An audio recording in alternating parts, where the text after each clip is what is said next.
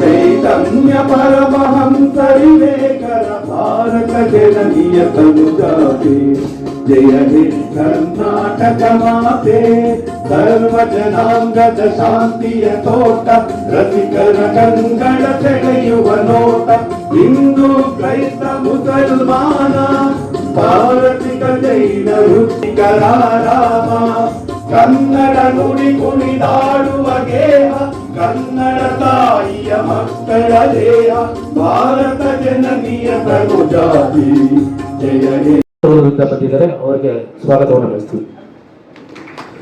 ಬಂಧುಗಳೇ, ವೇದಿಕೆ ಮೇಲಿರುವಂತ ನಮ್ಮ ನಾಡಿನ ಗಣ್ಯಮಾನ್ಯರನ್ನ ಮತ್ತು ತಮ್ಮೆಲ್ಲರನ್ನ ಆತ್ಮೀಯವಾಗಿ ಸ್ವಾಗತಿಸಿದ್ದಾರೆ.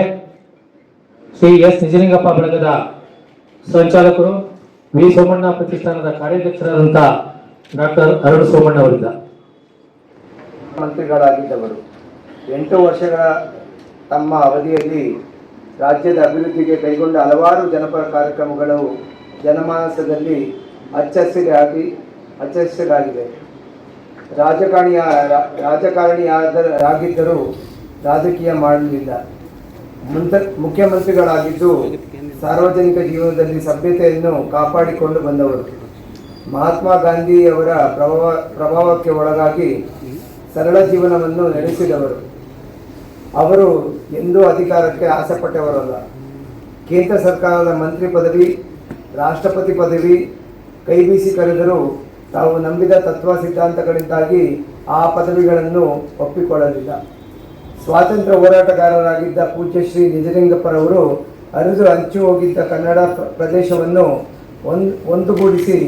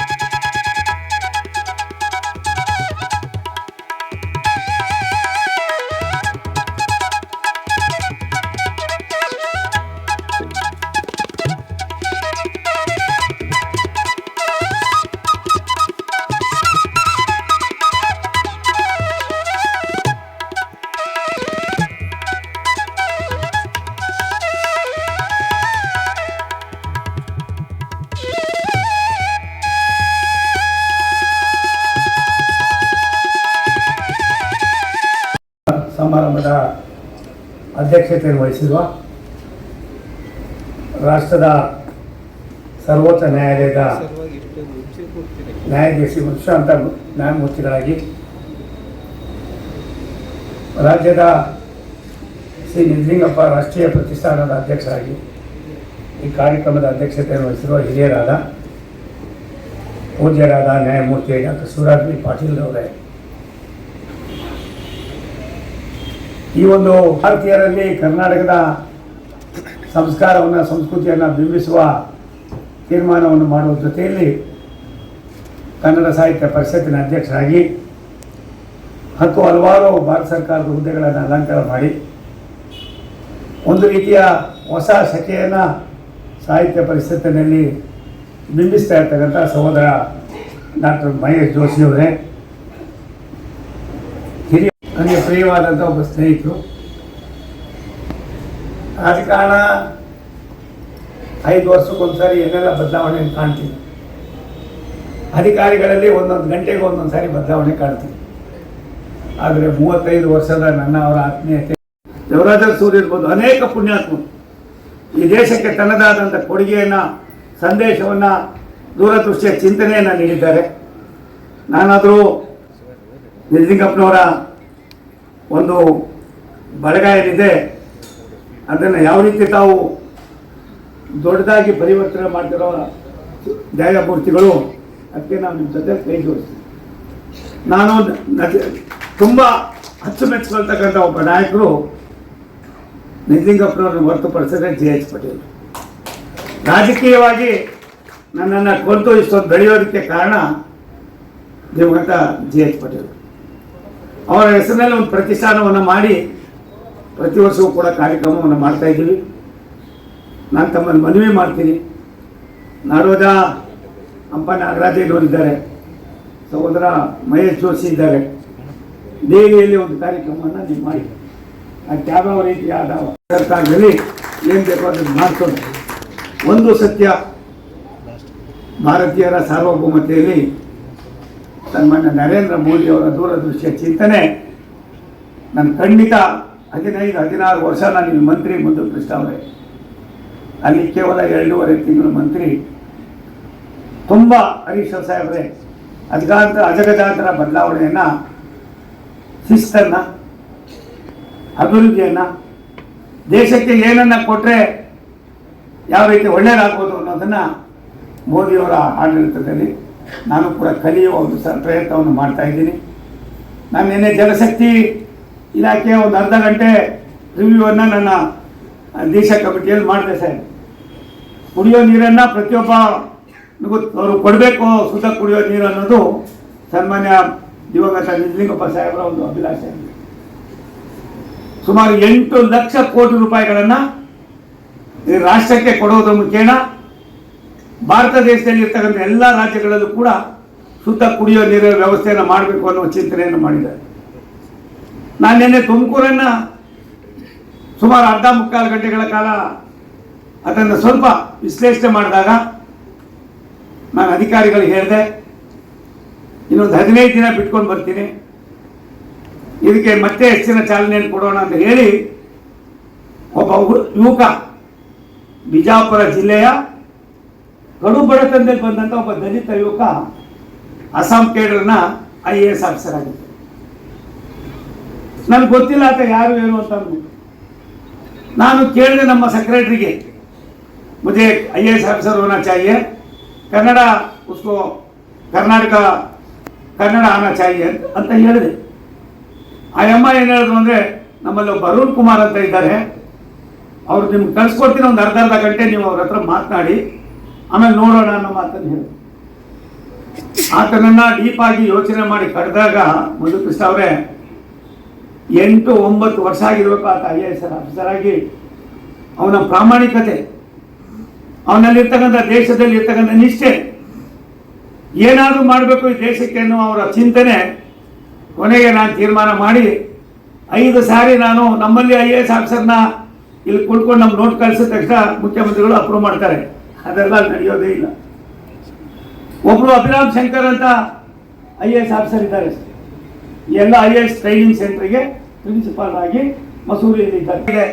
ಪ್ರಪಂಚದಲ್ಲಿ ಏನು ಸಿಗ್ತಾರೋ ಬಿಡ್ತದೋ, ನಮ್ಮ ತಂದೆ ತಾಯಿ ಆಶೀರ್ವಾದ. 2 ಕಡೆ ಸೋತಿದ್ದೆ, ಮನೆಯಲ್ಲಿದ್ದೆ. ಭಗವಂತ ಎಲ್ಲಿದ್ದಾನೆ ಅಂತ ಹುಡುಕೊಂಡು ಹೋದರೆ ಭಗವಂತ ಕಾಣಿಸೋಲ್ಲ. ಆದರೆ ನನ್ನನ್ನು ಕರೆಸಿ ಲೋಕಸಭೆಗೆ ನಿಲ್ಲಿಸಿ 1,76,000 ಮತಗಳಿಂದ ಗೆಲ್ಲಿಸಿ ಮೊದಲನೇ ಬಾರಿಗೆ ನನ್ನನ್ನು ಮಂತ್ರಿ ಮಾಡ್ತಾರೆ ಅಂದರೆ ಎಲ್ಲ ಒಂದು ಕಡೆ ಭಗವಂತನ ಆಶೀರ್ವಾದ, ನಾನು ನಂಬಿರ್ತಕ್ಕಂಥ ಗುರುಗಳ ಆಶೀರ್ವಾದ, ನನ್ನ ತಂದೆ ತಾಯಿಗಳ ಆಶೀರ್ವಾದ. ಬದುಗಳೇ ನಿಮ್ಮಲ್ಲಿ ಒಂದು ಮನವಿ ಮಾಡ್ತೀನಿ, ನಿಜಲಿಂಗಪ್ಪನವರ ಹೆಜ್ಜೆಯ ಧೂಳನ್ನು ಕೂಡ ನಾವು ಹೊರೋ ಪರಿಸ್ಥಿತಿಯಲ್ಲಿಲ್ಲ. ಆದರೆ ಇಂಥ ಪುಣ್ಯಾತ್ಮರು ಈ ರಾಜ್ಯದಲ್ಲಿ ಹುಟ್ಟಿದ್ರಿಂದ, ಅವರ ಅನೇಕ ಆದರ್ಶ ಜೀವನವನ್ನು ನಾವು ನೋಡಿರೋದ್ರಿಂದ, ಅಂತ ಒಬ್ಬ ಮಾನವನನ್ನು ನಮ್ಮವರು ಅಂತ ನಾವು ಹೇಳ್ಕೊಳ್ಳೋದ್ರಿಂದ ನಮಗೆ ಅದಕ್ಕಿಂತ ಸಿಗ್ತಕ್ಕಂಥ ಸಂತೋಷ, ಸಮಾಧಾನ ಪ್ರಾಯಶಃ ಬೇರೆ ಎಲ್ಲೂ ಕೂಡ ಸಿಗೋದಿಲ್ಲ ಅನ್ನೋದು ನನ್ನ ವೈಯಕ್ತಿಕವಾದ ಅಭಿಪ್ರಾಯ ಆಗಿದೆ. ಸನ್ಮಾನ್ಯ ದೇವೇಗೌಡರು ಸಾಹೇಬ್ 93 ವರ್ಷದಲ್ಲಿ ರಾಜ್ಯಸಭೆಯಲ್ಲಿ 1 ಗಂಟೆಗಳ ಕಾಲ ಮಾತನಾಡ್ತಾರೆ. ಮುಚ್ಚಪ್ಪನವರೇ, ಅವ್ರು ಮಾತಾಡಿರ್ತಕ್ಕಂಥದ್ದು ಒಂದೇ ಒಂದು ಸಣ್ಣ ಶಬ್ದವೂ ಕೂಡ ನಾವೆಲ್ಲ ಮುಂದೆ ಗಮನಿಸಬೇಕಾಗಿದೆ. ಇಂಥ ಅನೇಕ ಪುಣ್ಯಾತ್ಮರನ್ನು, ನಾನು ಬಹುತೇಕ ಬುದ್ಧಿವಂತರು ನೀವು ಇಲ್ಲಿದ್ದೀರಿ, ಯಾವ ರೀತಿ ನಿಮ್ಗೆ ಸಹಕಾರ ಬೇಕೋ ನಾನು ಕೊಡ್ತೀನಿ. ಅದು ಕೃಷ್ಣಮೂರ್ತಿ ಎಲ್ಲೋದು ಭಗವಂತ ನಿಮ್ಗೆ ಯಾವ ರೀತಿ ಶಕ್ತಿ ಕೊಟ್ಟವನೋ ಗೊತ್ತಿಲ್ಲಪ್ಪ. ಇಂಥ ಅನೇಕರ ಜೀವನ ಚರಿತ್ರೆಯನ್ನು, ಅವರು ನಡೆದು ಬಂದ ದಾರಿಯನ್ನು ಮುಂದಿನ ಪೀಳಿಗೆಗೆ ನಾವು ಪರಿಚಯಿಸಬೇಕಾದ್ದು ನಮ್ಮ ಆದ್ಯ ಕರ್ತವ್ಯ. ಬಹುತೇಕರಿಗೆ ಕರ್ನಾಟಕದಲ್ಲಿ ಹುಟ್ಟಿ ಕರ್ನಾಟಕದಲ್ಲಿ ಬೆಳೆದು ಬೇರೆ ಬೇರೆ ಇರ್ತಕ್ಕಂಥವರಿಗೆ ಕರ್ನಾಟಕ ಅಂದರೆ ಏನು ಗೊತ್ತಿರುವಂಥ ಪರಿಸ್ಥಿತಿಯನ್ನು ನಾವು ಕಾಣ್ತಾ ಇದ್ದೀವಿ. ಇಂಥ ಸಂದರ್ಭದಲ್ಲಿ ಏನಾದರೂ ಮಾಡಿ ಮುದ್ದು ಕೃಷ್ಣ ಅವರೇ, ನಿಮ್ಮಲ್ಲಿರ್ತಕ್ಕಂಥ ಆ ಶಾರದೆಯ ಒಂದು ದೊಡ್ಡ ಕಣಗ ಏನಿದೆ, ಅಲ್ಲಿ ನಾಡೋದವರಿದ್ದಾರೆ, ಎಲ್ಲರೂ ಇದ್ದೀರಿ, ಏನಾದರೂ ಮಾಡಿ ಇದನ್ನು ಮಾಡುವಾಗ ಮುಂದಿನ ಯುವ ಪೀಳಿಗೆಗೆ ಇಂಗ್ಲೀಷ್ನಲ್ಲಿ ನಾವು ತರ್ಜುಮೆ ಮಾಡದೆ ಹೋದರೆ ಖಂಡಿತ ಸತ್ಯ ಸಾಹೇಬ್ರೆ ಹಳೆಯ ಕನ್ನಡ ಎಲ್ಲವೂ ಕೂಡ ಹೋಗ್ತಾ ಇದೆ. ಆದರೆ ಕನ್ನಡಿಗರ ಹಿತವನ್ನು, ಕನ್ನಡಿಗರ ನಡೆದು ಬಂದ ದಾರಿಯನ್ನು ಕರ್ನಾಟಕ ಸಾಹಿತ್ಯ ಪರಿಷತ್ತು ತುಂಬ ಚೆನ್ನಾಗಿ ನಡ್ಕೊಂಡು ಬರ್ತಾ ಇದೆ. ಇದಕ್ಕೆ ನೀವೆಲ್ಲ ಚಿಂತನೆ ಮಾಡಿ ನನ್ನ ಸಹೋದರ ಮಹೇಶ್ ಜೋಶಿ ವಿನಂತಿ ಮಾಡ್ತೀನಿ. ಕೇವಲ ನಿಜಲಿಂಗಪ್ಪನವ್ರ ಜೊತೆಯಲ್ಲಿ ಬೆಂಗಲ್ ಹನುಮಂತಯ್ಯನವರು ವಿಧಾನಸೌಧವನ್ನು ಕಟ್ತಾರೆ, ಒಂದು ದಿನವೂ ಕೂಡ ಕಾಲಿಟ್ಟಿಲ್ಲ. ಹರೀಶ್ ಅವರೇ ಇಟ್ಟಿದ್ದಾರೆ ಸರ್, ಕಾಲಿಡಲಿಲ್ಲ, ಹೊರಗಡೆ ಹೋಗಲಿಲ್ಲ. ಇವತ್ತಿನ ವ್ಯವಸ್ಥೆ ಯಾವ ರೀತಿ ಇದೆ ಅನ್ನೋದನ್ನು ನಾವುಗಳೇ ಚಿಂತನೆ ಮಾಡಬೇಕಾಗಿದೆ. ಒಂದೊಂದು ಸಂದರ್ಭದಲ್ಲಿ ಆಗ್ತಕ್ಕಂಥ ಕೆಲವೊಂದು ಎಲ್ಲ ಇತಿಹಾಸಕ್ಕಿರ್ತಾರೆ. ಪತ್ರಿಕಾ ವ್ಯವಸ್ಥೆಯನ್ನು ಬದಲಾವಣೆಯನ್ನು ತರ್ತಕ್ಕಂಥದ್ದು ನಾವು ಯೋಚನೆ ಮಾಡಬೇಕಾಗ್ತದೆ. ಒಬ್ಬ ರಾಷ್ಟ್ರ ರಾಜಕಾರಣಿ ಆದವರಿಗೆ ಬದ್ಧತೆ ಬೇಕು ಅನ್ನೋದಕ್ಕೆ ಹೋರಾಡಿನಿಂದ 20 ಗಂಟೆಗಳ ಕಾಲ ಉಕ್ರೇನ್ಗೆ ಟ್ರೈನಲ್ಲಿ ಹೋಗ್ತಾರೆ ಒಬ್ಬ ರಾಷ್ಟ್ರದ, ಭಾರತ ದೇಶದ ಪ್ರಧಾನಿಗಳಂದ್ರೆ ಇದನ್ನು ಹೆಮ್ಮೆ ಪಡಬೇಕು ಇಲ್ಲೋ ಅನ್ನೋ ತೀರ್ಮಾನವನ್ನು ನಾವೆಲ್ಲರೂ ಕೂಡ ಚಿಂತನೆ ಮಾಡಬೇಕಾಗಿದೆ.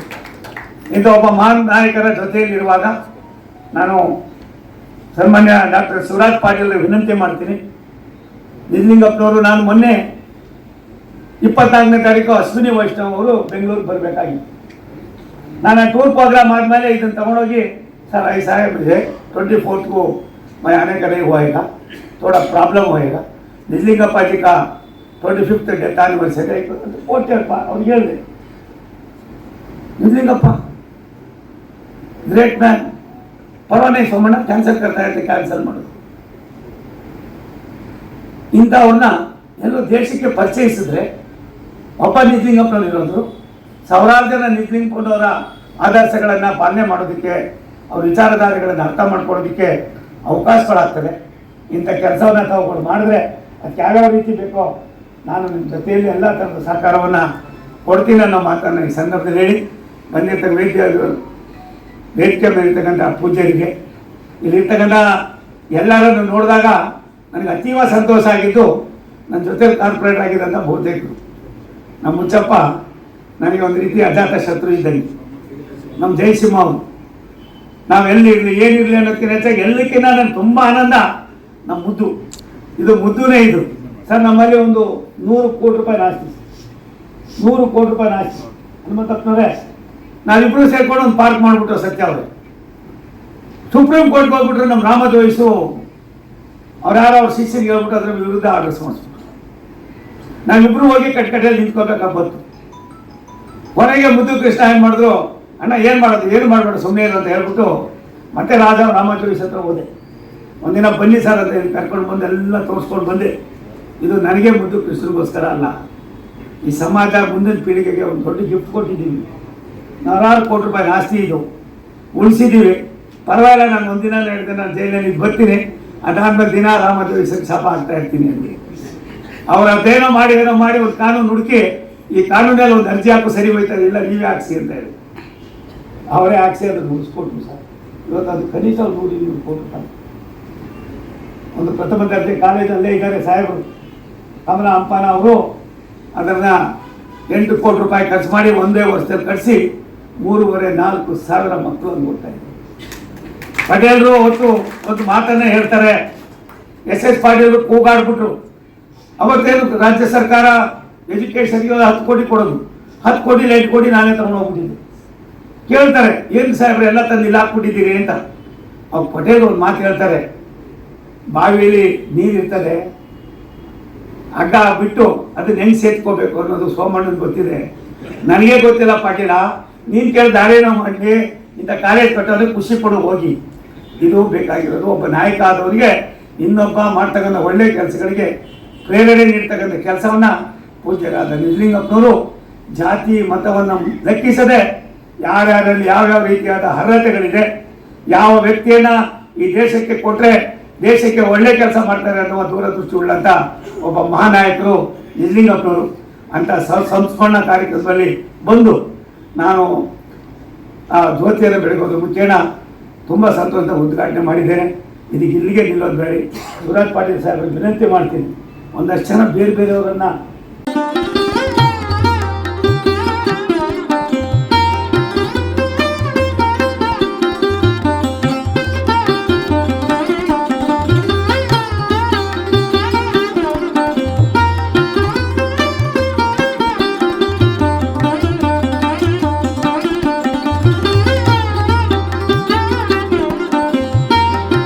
ಬೆಳಗಿಸಿ ಹೊರಟಿರ್ತಕ್ಕಂಥ ನಿರ್ಗಮಿಸಿರ್ತಕ್ಕಂಥ ಶ್ರೀ ಸೋಮಣ್ಣ ಅವರೇ,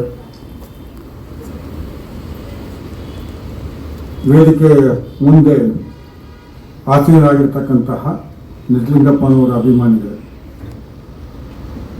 ಈ 5 ಶಬ್ದಗಳನ್ನು ನಾನೇನು ಉಪಯೋಗ ಮಾಡ್ತಾ ಇದ್ದೀನಿ. ಇವತ್ತಿನ ಈ ರಾಜಕೀಯ ತುಂಬಿರತಕ್ಕಂತಹ ಕಾಲದಲ್ಲಿ ಇವು ಸಮರ್ಪಕವೇ ಅಂತ ಅನ್ನಿಸ್ತದೆ.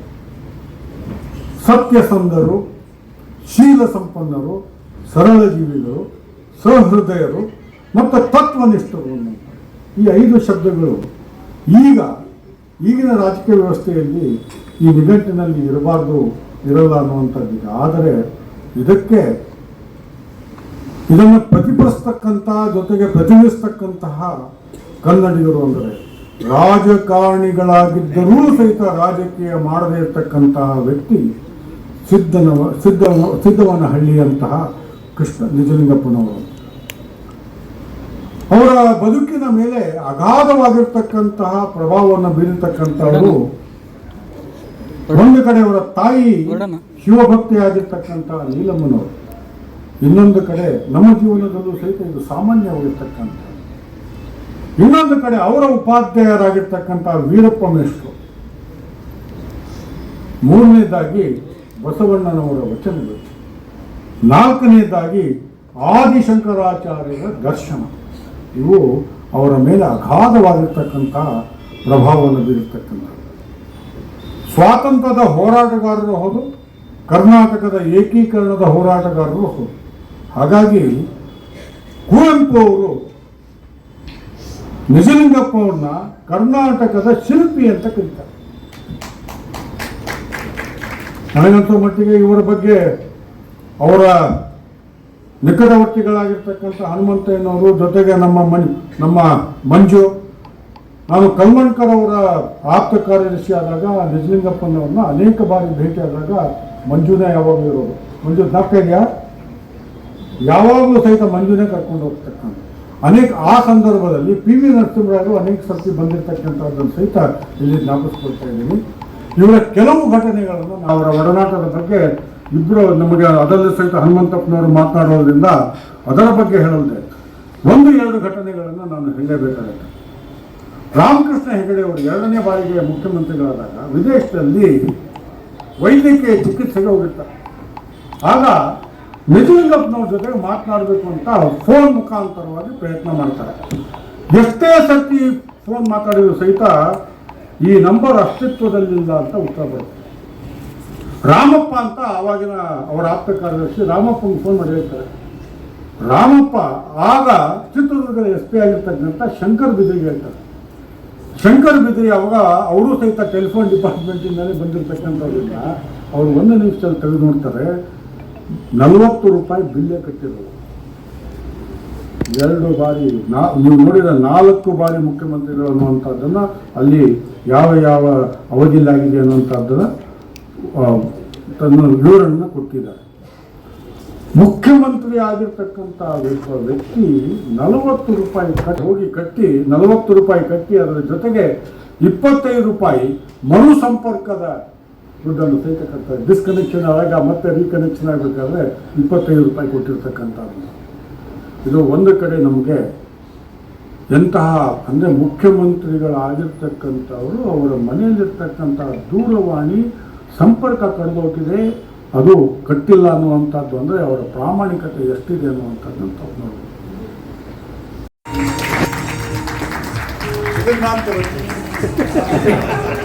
ಧನ್ಯವಾದಗಳು.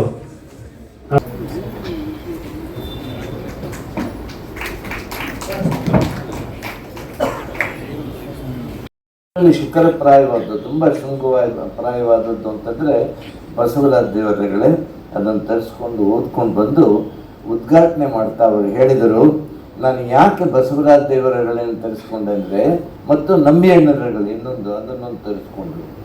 ನಂಬಿಯಣ್ಣ ಪರಮ ಶಿವಭಕ್ತ, ಅದನ್ನು ಉದಾಹರಿಸಿ 2 ಸಾಲುಗಳನ್ನು ಪ್ರಸ್ತಾಪಿಸಿ ಸಭೆಯಲ್ಲಿ ಒಳ್ಳೆ ರಸಿಕರು, ಸಹೃದಯರು, ವಿದ್ಯಾವಂತರಿದ್ದು ದೊಡ್ಡ ಸಭೆ ಹೊಸಪೇಟೆಯಲ್ಲಿ ಸಭಾಂಗಣದಲ್ಲಿ ಅವರು ಹೇಳಿದರು, ನಂಬಿಯಣ್ಣನಂತಹ ನಿಷ್ಠೆ ನಮಗೆ ಇವತ್ತು ಬೇಕು. ಶಿವನನ್ನ ಕುರಿತು ಅವ್ರು ಹೇಳ್ತಾರೆ, ನಂಬಿ ಕರೆದಡೆ ಓ ಇನ್ನನೇ ಶಿವನು.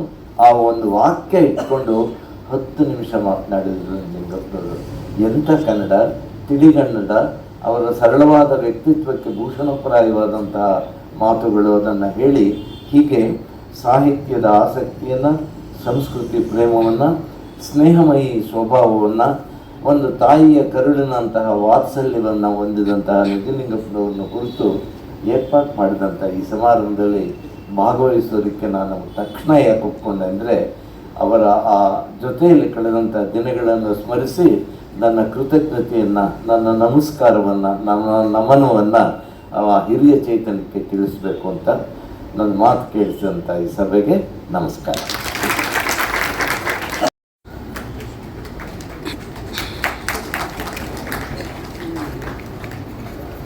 ಸಮಾರಂಭದ ಅಧ್ಯಕ್ಷತೆ ವಹಿಸಿರುವಂಥ ನಮ್ಮೆಲ್ಲರ ಹಿರಿಯರು, ಮಾರ್ಗದರ್ಶಕರು, ಎಸ್ ನಿಜಲಿಂಗಪ್ಪ ರಾಷ್ಟ್ರೀಯ ಪ್ರತಿಷ್ಠಾನದ ಅಧ್ಯಕ್ಷರು, ಕರ್ನಾಟಕ ಏಕೀಕರಣದ ಶಿಲ್ಪಿ, ಅವ್ರ ಬಗ್ಗೆ, ವ್ಯಕ್ತಿತ್ವದ ಬಗ್ಗೆ ಇನ್ನೂ ಹೆಚ್ಚಿಗೆ ಮಾತಾಡೋದಕ್ಕಿಂತ ನಾನು ತಿಳ್ಕೊಂಡಿದ್ದೆ, ಈಗ ತಾನೇ ಬಿಡುಗಡೆಯಾದ ಪುಸ್ತಕದಲ್ಲಿ ಈ ಕವರ್ ಪೇಜ್ನಲ್ಲಿ ಬರೆದಾರ, ಅದನ್ನು ನಾನು ಗಮನಿಸಿಕೊಂಡಿದ್ದೆ. ಬಹುಶಃ ಅದನ್ನು ಹೇಳಿದರೆ ಅವರ ವ್ಯಕ್ತಿತ್ವ ಸಂಪೂರ್ಣ ಪರಿಚಯ ಆಗ್ತದೆ ಅಂದ್ಕೊಂಡಿದ್ದೀನಿ. ಯಾರು ರಾಷ್ಟ್ರಕವಿ ಕುವೆಂಪು ಅವರು ಹೇಳಿದಂಥ ಮಾತುಗಳು, ಅವರು ಹೇಳಿದಂಥ ಮಾತುಗಳನ್ನ ಹೇಳಿದರೆ ಬಹುಶಃ ಮತ್ತೇನು ಹೇಳಬೇಕಾದ ಅವಶ್ಯಕತೆ ಬರೋದಿಲ್ಲ. ಕುವೆಂಪು ಅವರ ಮಾತುಗಳು ಹೀಗಿವೆ. ಶ್ರೀಮಾನ್ ಸಿದ್ಧಾರ್ಥಹಳ್ಳಿ ನಿಜಲಿಂಗಪ್ಪನವರು ಅವರು ನೆನೆದಾಗ ಏಕೀಕೃತ ಕರ್ನಾಟಕವನ್ನು ನೆನೆದಾಗ ನಿಜಲಿಂಗಪ್ಪನವರು ನೆನಪಿಗೆ ಬಂದರೆ ಆಶ್ಚರ್ಯವಿಲ್ಲ. ಅಂದರೆ ಕರ್ನಾಟಕ ಏಕೀಕರಣ ನಿಜಲಿಂಗಪ್ಪ ಅಂದರೆ ಕರ್ನಾಟಕ ಏಕೀಕರಣ ಎಂಬುದು. ಕರ್ನಾಟಕ ಏಕೀಕರಣದ ಸಾಧಿಸಿ ಸಾವಿರಾರು ವರ್ಷಗಳ ಕನ್ನಡಿಗರ ಅಭಿಕ್ಷೆಯನ್ನು ಪೂರೈಸುವಲ್ಲಿ ನಿಜಲಿಂಗಪ್ಪನವರ ಅಗ್ರಗಣ್ಯರು. ಕರ್ನಾಟಕ ಶಿಲ್ಪಿ ಎಂಬುದವರಿಗೆ ಸಮುಚಿತವಾಗಿ ಸಲ್ಲುತ್ತದೆ.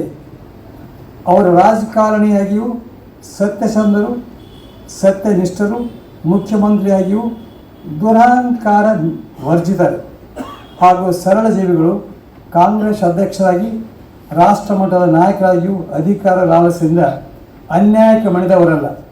ಬಸವೇಶ್ವರ, ಮಹಾತ್ಮ ಗಾಂಧೀಜಿಯವರ ತತ್ವವನ್ನು ಅರಗಿಸಿಕೊಂಡು ಅವರ ಬೆಳಕಿನಲ್ಲಿ ಬದುಕನ್ನು ಏರ್ಪಡಿಸಿಕೊಂಡು ಆತ್ಮಗೌರವವನ್ನು ಬಿಟ್ಟುಕೊಡದೆ ಹಸನಾಗಿ ಸಮಾಧಾನದಿಂದ ಬಾಳಿದರು.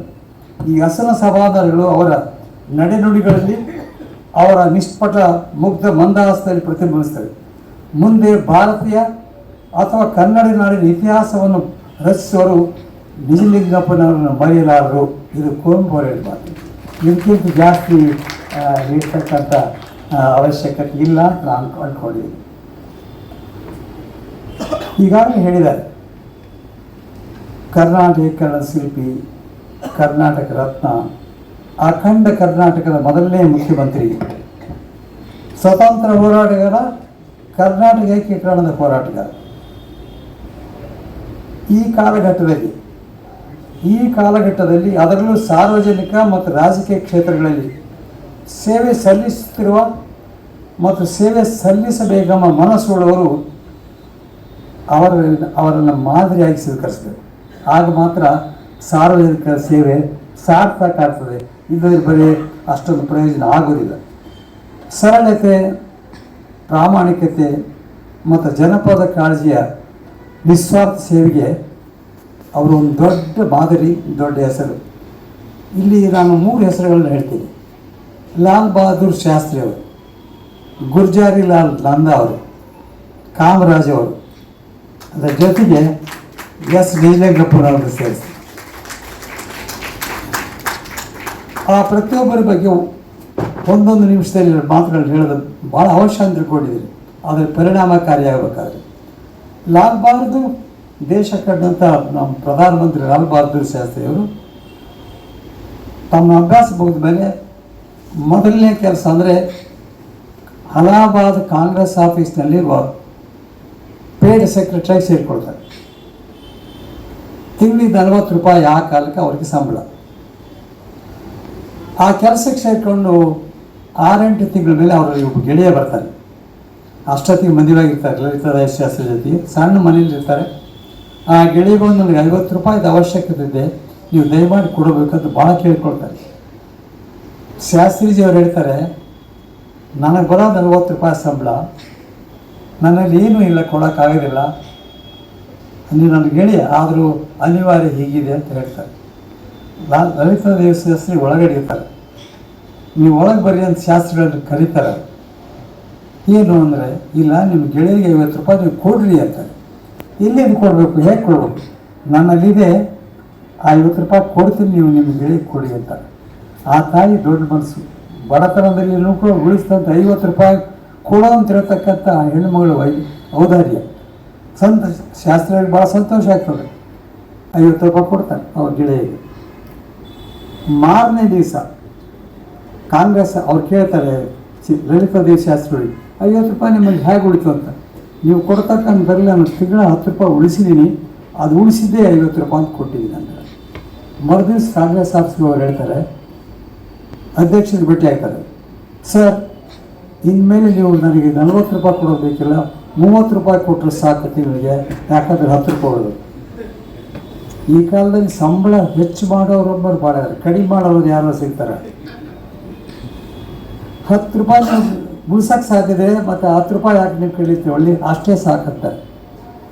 ಒಂದು ಕಾರು ಸಾಲ ಮಾಡಿ ಕಾರ್ ತಗೊಂಡು ಮುಂದೆ ಅವ್ರು ಹೇಳಿಕ ಸಾಲ ತೀರಿಸ್ತಾರೆ ಆ ಕಾರಿಗೆ. ಇಂಥವು ಅನೇಕ ವಿಷಯಗಳಿವೆ. ಕಾಶ್ಮೀರಕ್ಕೆ ಸಂಧಾನಕ್ಕೆ ಹೋಗ್ಬೇಕಾದ್ರಲ್ಲಿ ನೆಹರು ಕೇಳ್ತಾರೆ, ಈ ಚಳಿಗೆ ಹೇಗೆ ಹೋಗ್ತೀರಿ ಶಾಸ್ತ್ರಿ ಅಂತ, ನಿಮ್ಮಲ್ಲಿ ವಾರ್ಮ್ ಕೋಟ್ ಇದೆಯಾ ಅಂತಾರೆ. ಏನಿಲ್ಲ ಅಂತಾರೆ ಕೋಟ್. ನೆಹರು ಒಂದು ಕೋಟ್ ಕೊಡ್ತಾರೆ, ಅದನ್ನ ಹಾಕೊಂಡು ಹೋಗ್ತಾರೆ ಅವರು. ಅಂದರೆ ಅವ್ರ ಮಗ ಇವರು ಪ್ರಧಾನಿ ಅಂತ, ಅದನ್ನು ಅವ್ರಿಗೆ ದೊಡ್ಡ ಆಫರ್ ಬರ್ತದೆ, ಇಷ್ಟು ಸಂಬಳ ಕೊಡ್ತೀವಿ ಅಂತ. ಮೊದಲು ಕಡಿಮೆ ಗಳಿಸ್ತಾರೆ, ಸಂಬಳ ಜಾಸ್ತಿ ಕೊಡ್ತದೆ. ನಮ್ಮ ಮಗ ಭಾಳ ಖುಷಿ ಆಗ್ತಾನೆ. ಡೈನಿಂಗ್ ಟೇಬಲ್ನಲ್ಲಿ ಬಂದಾಗ ಅಪ್ಪ ತಾಯಿಗೆ ಹೇಳ್ತಾನೆ, ನನಗೆ ದೊಡ್ಡ ಜಾಬ್ ಸಿಗ್ತಾ ಇದೆ ಅಂತ. ಹೋಗಲ್ಲ ಅಂತ ಶಾಸ್ತ್ರಿಗಳು ಹೇಳ್ತಾರೆ, ಹೋದ ವಾರ ನಿನ್ನ ಯೋಗ್ಯತೆ ಎಷ್ಟಿತ್ತು, ಈ ವಾರ ಅಷ್ಟೇ ಇದೆ. ಆ ಸಂಬಳ ಎಷ್ಟು ಬರ್ತದೆ, ಈ ಭಾಳ ಸಂಬಳ ಬರಬೇಕಾದ್ರೆ ಬದಲಾದದ್ದು ನಿನ್ನ ಯೋಗ್ಯತೆ ಅಲ್ಲ, ಬದಲಾದದ್ದು ನಿಮ್ಮ ತಂದೆಯ ಪೊಸಿಷನ್ ಪ್ರಧಾನಮಂತ್ರಿ, ಆದ್ದರಿಂದ ನೀನು ಆ ಜಾಬ್ ತಗೊಳ್ಬೇಡ ಅಂತ ಹೇಳ್ತಾರೆ. ಅಂದರೆ ಇದು ಯಾಕೆ ಗುಲ್ಜಾರಿ ಇಲ್ಲ, ನಂದ ಕೇಂದ್ರದ ಮಂತ್ರಿ, ಆ್ಯಕ್ಟಿಂಗ್ ಪ್ರೈಮ್ ಮಿನಿಸ್ಟರ್ ಆದವರು ಒಂದು ಸಣ್ಣ ಮನೆಯಲ್ಲಿ ಬಾಡಿಗೆ ಇರ್ತಾರೆ. ಆ ಬಾಡಿಗೆ ಕೊಡೋಕ್ಕಾಗೋದಿಲ್ಲ, ಆದ್ದರಿಂದ ಅವ್ರನ್ನ ಹೊರಗೆ ಹಾಕ್ತಾರೆ, ಸಾಮಾನ್ಯದ ರೋಡ್ಗೆ ಹಾಕ್ತಾರೆ. ದೇಶ ಲಾಲ್ ಬಹದ್ದೂರ್ ಶಾಸ್ತ್ರಿ ಮತ್ತು ಕಾಮರಾಜ್ ನಾಡ್ ಅವರ ಉಪಸ್ಥಿತಿಯಲ್ಲಿ ಆ ಯೋಜನೆನ ಕಾವೇರಿಯನ್ನು ತರ್ತಕ್ಕಂಥ ಕೆಲಸ ಮಾಡಿದೆ. ಕನ್ನಡಕ್ಕೆ ಈ ಕನ್ನಡ ಸಾಹಿತ್ಯ ಪರಿಷತ್ ಅಧ್ಯಕ್ಷರಿದ್ದಾರೆ ಡಾಕ್ಟರ್ ಮಹೇಶ್ ಜೋಶಿ ಅವರು. ಕನ್ನಡಕ್ಕೆ ಆದ್ಯತೆ, ಈ ಕನ್ನಡ ಸಾಹಿತ್ಯ ಪರಿಷತ್ತಿನಲ್ಲಿ ನಾವು ಈ ಕಾರ್ಯಕ್ರಮದಲ್ಲಿ ಮಾತಾಡ್ತಾ ಇದ್ದೀವಿ. ಕನ್ನಡಕ್ಕೆ ಆದ್ಯತೆ ಕೊಟ್ಟವರು ನಿಜಲಿಂಗಪ್ಪವರು.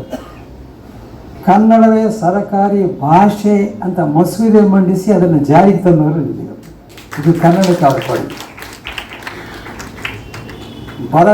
ಬರಪೀಡಿತ ಪ್ರದೇಶ ಬಿಜಾಪುರ ಮತ್ತು ಗುಲ್ಬರ್ಗ, ಅಲ್ಲಿ ಜನರ ಬಾಳು ಬಹಳ ಕಷ್ಟದಲ್ಲಿತ್ತು. ಕೃಷ್ಣ ಮೇಲ್ದಂಡೆ ಯೋಜನೆ ತಂದು ಆ ಬರಭೂಮಿಯನ್ನು ಇದು ಬಂಗಾರದ ಭೂಮಿನಾಗಿ ಮಾಡಿದಂಥ ಕೀರ್ತಿ ನಿಜಲಿಂಗಪ್ಪನಿಗೆ ಸರ್. ಕೃಷ್ಣ ಮೇಲ್ದಂಡೆ ಯೋಜನೆ ಆ ಭಾಗ ಜನ ದಿನ ಬೆಳಗ್ಗೆ ಅವ್ರು ನೆನೆಸ್ತಾರೆ. ಅಮೇರಿಕಾದ ನೆರವಿನಿಂದ ಬೆಂಗಳೂರಿನಲ್ಲಿ ಕೃಷಿ ವಿಶ್ವವಿದ್ಯಾಲಯವನ್ನು ಸ್ಥಾಪನೆ ಮಾಡ್ತಾರೆ. ದಕ್ಷಿಣ ಭಾರತದಲ್ಲಿ ಅದು ಮೊದಲನೇ ಕೃಷಿ ವಿಶ್ವವಿದ್ಯಾಲಯ. ಇದು